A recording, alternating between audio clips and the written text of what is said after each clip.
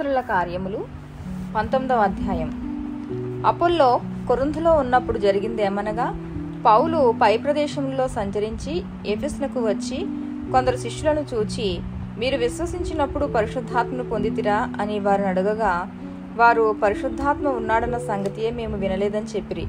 అప్పుడు అతడు, అలాగైతే మీరు దేనిని బట్టి బాప్తిస్మం పొందితిరి అని అడగగా, వారు యోహాను బాప్తిస్మమును బట్టియే అని చెప్పిరి. అందుకు పౌలు, యోహాను తన వెనుక వచ్చువాని యందు అనగా యేసునందు విశ్వాసం ఉంచవలని ప్రజలతో చెప్పుచు మారు మనసు విషయమైన బాప్తిస్మం ఇచ్చినని చెప్పాను. వారు ఆ మాటలు విని ప్రభువుని యేసునామమున బాప్తిస్మం పొందిరి. తరువాత పౌలు వారి మీద చేతులుంచగా పరిశుద్ధాత్మ వారి మీదకు వచ్చెను. అప్పుడు వారు భాషలతో మాట్లాడుటకును ప్రవచించుటకును మొదలుపెట్టిరి. వారందరూ ఇంచుమించు 12 పురుషులు. తర్వాత అతడు సమాజ మందిరంలోనికి వెళ్లి ప్రసంగించుచు దేవుని రాజ్యమును గూర్చి తర్కించుచు ఒప్పించుచు ధైర్యంగా మాట్లాడుచు 3 నెలలు గడిపెను. అయితే కొందరు కఠినపరచబడిన వారై ఒప్పుకొనక జనసమూహము ఎదుట ఈ మార్గమును దూషించుచున్నందున అతడు వారిని విడిచి శిష్యులను ప్రత్యేకపరుచుకుని ప్రతి దినము తురన్ను అను ఒకని పాఠశాలలో తర్కించుచూ వచ్చెను. 2 ఏండ్ల వరకు ఇలాగను జరిగెను గనుక యూదులేమి గ్రీసు దేశస్థులేమి ఆసియాలో కాపురమున్న వారందరూ ప్రభు వాక్యం వినిరి. మరియు దేవుడు పౌలు చేత విశేషమైన అద్భుతములను చేయించెను. అతని శరీరమునకు తగిలిన చేతి గుడ్డలైనను నడికట్లైనను రోగుల యొద్దకు తెచ్చినప్పుడు రోగములు వారిని విడిచెను, దయ్యములు కూడా వదిలిపోయెను. అప్పుడు దేశ సంచారులను మాంత్రికులునైన కొందరు యూదులు పౌలు ప్రకటించుచు యేసు తోడు మిమ్మల్ని ఉచ్చాటన చేయుచున్నానను మాట చెప్పి దయ్యములు పట్టిన వారి మీద ప్రభుని యేసునామమును ఉచ్చరించుటకు పూనుకొనిరి. యూదుడైన స్కెవైను ఒక ప్రధాన యాజకుని కుమారులు 7 అలాగు చేయుచుండిరి.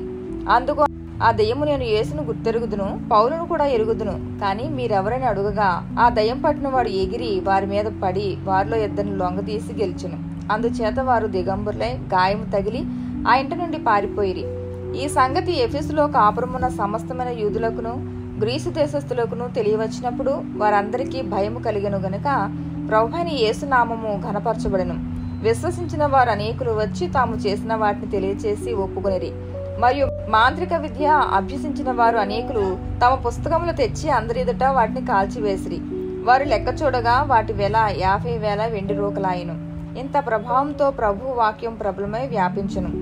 ఇలాగ జరిగిన తర్వాత పౌలు మాసిదోనియా అకయా దేశముల మార్గమున వచ్చి యెరూషలేమునకు వెళ్ళవలనని మనసులో ఉద్దేశించి, నేను అక్కడికి వెళ్ళిన తర్వాత రోమా కూడా చూడవలనని అనుకొనెను.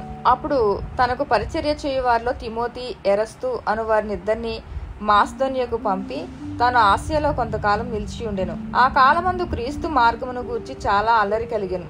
ఎలాగనగా, దేమేత్రి అను ఒక కంసాలి అర్తెమీదేవికి వెండి గుళ్లను చేయించడం వలన ఆ పని వారికి మిగులు లాభం కలుగజేయుచుండెను. అతడు వారిని అటు పనిచేయు ఇతరులను గుంపు కూర్చి, అయ్యలారా, ఈ పని వలన మనకు జీవనం బహుబాగుగా జరుగుతున్నదని మీకు తెలియను. అయితే చేతులతో చేయబడినవి దేవతలు కావని ఈ పౌలు చెప్పి ఎఫెసులో మాత్రం కాదు, దాదాపు ఆసియానంతటా బహుజనమును ఒప్పించి త్రిప్పి ఉన్న సంగతి మీరు చూచియు వినియు ఉన్నారు.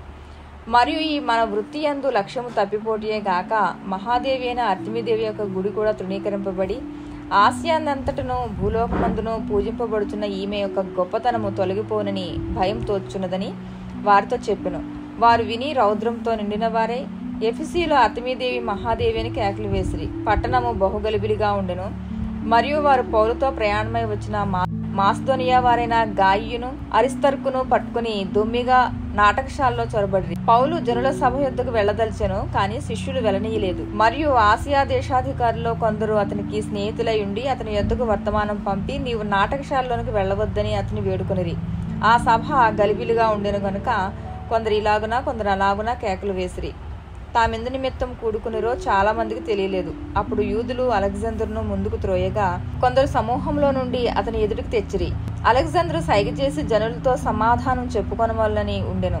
అయితే అతడు యూదుడని వారు తెలుసుకున్నప్పుడు అందరూ ఏకశబ్దంతో 2 గంటల సేపు ఎఫెసీల అర్తెమీదేవి మహాదేవి అని కేకలు వేసిరి. అంతటా కరణము సమూహమును సముదాయించి, ఎఫెసీలారా, ఎఫెసీల పట్టణము అర్తెమీ మహాదేవికిని ద్యుపతి యొద్ద నుండి పడిన మూర్తికిని పాలకురాలై ఉన్నదని తెలియని వాడెవడు? ఈ సంగతులు నిరాక్షేపమైనవి గనుక మీరు శాంతము కలిగి ఏదియో ఆతురపడి చేయకుండుట ఆవశ్యకము. మీరు ఈ మనుషులను తీసుకుని వచ్చితిరి. వీరు బూడిద వచ్చిన వారు కారు, మన దేవతను దూషింపను లేదు. దేమేత్రికిని అతనితో కూడా ఉన్న కంసాలులకును ఎవరి మీదనైనా వ్యవహారం ఏదైనా ఉన్నడలా న్యాయసభలు జరుగుచున్నవి. అధిపతులు ఉన్నారు గనుక వారు ఒకరితో ఒకరు వ్యాజ్యమాడవచ్చును. అయితే వీరు ఇతర సంగతులను గురించి ఏమైనా విచారణ చేయవలని ఉంటే అది క్రమమైన సభలో పరిష్కారమగును. మనము ఈ గలిబిలిని గూర్చి చెప్పదగిన కారణం ఏమీ లేనందున నేడు జరిగిన అల్లను గూర్చి మనల్ని విచారణలోనికి తెత్తురేమో అని భయం అవుచున్నది. ఇట్లు గుంపుగూడినందుకు తగిన కారణం చెప్పజాలమని వారితో అనెను. అతడు ఇలాగూ చెప్పి సభను ముగించెను. ఆమేన్.